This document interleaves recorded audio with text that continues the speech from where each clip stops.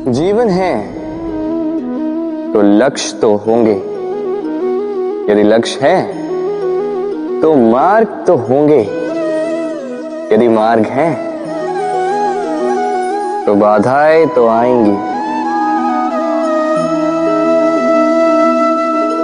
और इसी पर निर्धारित है कि हम जीवन में सफल होंगे या असफल, यश के भागी होंगे या तिरस्कार के। मान लीजिए आपको एक कार्य करना, आपको पर्वत पर चढ़ना। अब मार्ग के फिसलन आपको कई बार गिराए, चट्टाने आपको कई बार चोट देंगे। अब ऐसे में करेंगे क्या? सामान्य व्यक्ति चुनता है प्रतिकार, उस पर्वत को ही नष्ट कर देने का विचार करता है, उसकी नींव को ही खोद देने का विचार करता, किंतु पर्वत को तो कोई नष्ट ना कर पाए, तो असफलता के साथ साथ अपयश का भी भागी बन जाता। दूसरा मार्ग है परिवर्तन। यदि आप उस पर्वत को खोदने के स्थान पर उस पर सीढ़ियां बना दे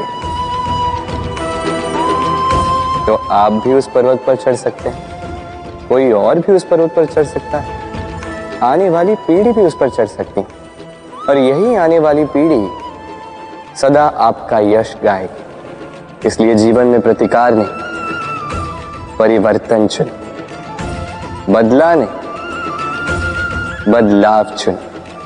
आपकी ये बाधा आपकी मित्र बन जाएगी। राधे राधे। संसार में सबसे अधिक पवित्र माना जाता है गंगा जल को। कभी सोचा है क्यों? क्योंकि गंगा जल का आविर्भाव ही शुद्ध होता है, उसका जन्म शुद्ध होता है, जहां से उसका प्रारंभ होता है वो शुद्ध होता है। और प्रारंभ का शुद्ध होना अति आवश्यक है। हमारे जीवन में प्रारंभ होता है हमारे विचार से। अपने विचार शुद्ध रखें, क्योंकि इन विचारों से बनते हैं आपके शब्द। आपके शब्द शुद्ध रखें, क्योंकि इन शब्दों से आपके कार्य संपादित होते हैं। आपके कार्य शुद्ध रखें, क्योंकि ये कार्य बनाते हैं आपका स्वभाव। स्वभाव से बनती हैं आपकी आदतें, और आदतों से बनता है आपका चरित्र। और ये चरित्र संसार के समक्ष आदर्श के रूप में आता है। तो विचार से आदर्श तक की यात्रा शुभ तभी होगी जब आपके विचार शुभ होंगे। तो इस संसार में, इस जीवन में आपके विचार शुभ रखें, शुद्ध रखें। आपका मन प्रसन्न होकर बोलेगा राधे राधे।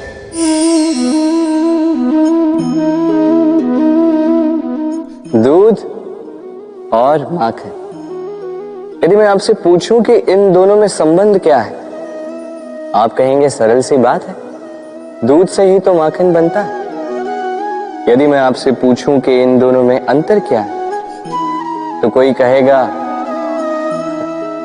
एक तरल है तो दूसरा ठोस, कोई कहेगा एक जनक है तो दूसरी संतान। नहीं, इन दोनों में अंतर है शुद्धता का। माखन दूध से कहीं अधिक शुद्ध होता है। इस बात को कुछ इस प्रकार समझा जा सकता है। यदि कोई कीट आकर उस पात्र में गिरे जिसमें दूध गिरा है, तो आप क्या करते? आप दूध को फेंक देते। किंतु यदि कोई कीट आकर उस पात्र में गिरे जिसमें माखन रखा गया, तो आप क्या करते? आप उस कीट को निकाल कर फेंक देते हैं। ये कीट मैला है, ये कीट दूषित है। और यदि हमारा मन निर्मल ना हो, तो ये कीट हमारे मन को भी दूषित कर देगा, उसे मैला कर देगा। किंतु यदि हमारा मन माखन की भांति शुद्ध हुआ, तो कुविचार को स्वयं से जाना होगा। स्मरण रखिएगा, इस संसार में कीट तो रहेंगे, अब दूध बनना है या माखन, निर्णय आपका। राधे राधे। आपने जीवन में कभी न कभी किसी पौधे को जल तो दिया ही होगा।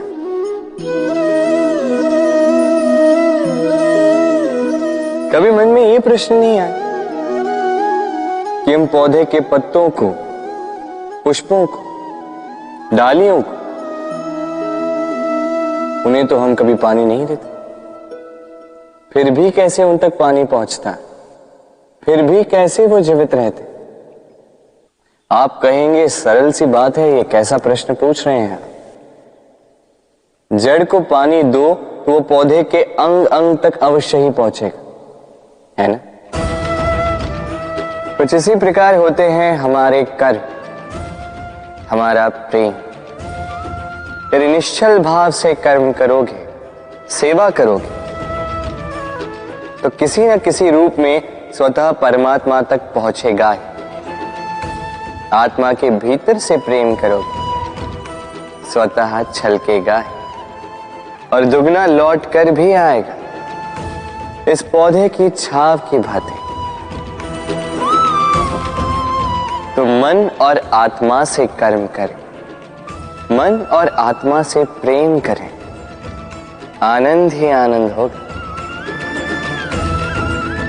राधे राधे। इसे कौन नहीं पहचानता, ये है रोटी। यही तो है वो कारण जिसके लिए मनुष्य दिन रात कड़ा परिश्रम करता है।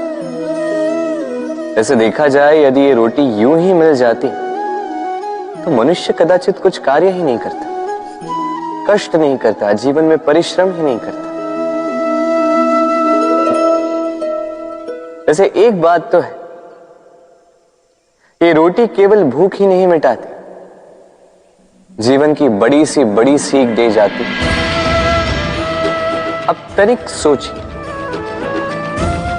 ये रोटी आपको स्वादिष्ट केवल तभी लगेगी, ये रोटी आपके स्वास्थ्य के लिए अच्छी केवल तभी होगी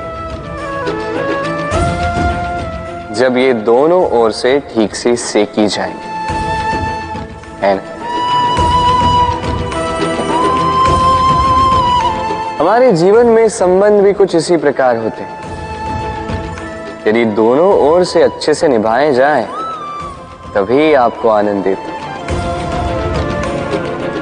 इसलिए केवल पानी के लिए आतुर न रहे, लौटाने में भी विश्वास रखें। क्योंकि जब एक संबंध में दोनों ओर से प्रेम होगा, दोनों ओर से करुणा होगी, कुछ करने की चाह होगी, तभी वो संबंध आपको जीवन में आनंद देगा। तो जब जब रोटी खाएं, स्मरण करें कि आपको आपके संबंधों को भी इसी प्रकार मधुर बनाना है। मन प्रसन्न होकर बोलेगा, राधे राधे। वर्षा में कई बार आपने इंद्रधनुष देखा होगा, सतरंगा, मन भाव। पहला प्रश्न, ये इंद्रधनुष बनता कैसे? होता यूं है कि जब वर्षा की बूंदों से प्रकाश होकर निकलता है, तब वो अपने वास्तविक 7 रंगों में विघटित हो जाता है और तब हम इस इंद्रधनुष को देख पाते हैं। दूसरा प्रश्न, ये इंद्रधनुष वर्षा की बूंदों से ही क्यों बनता है?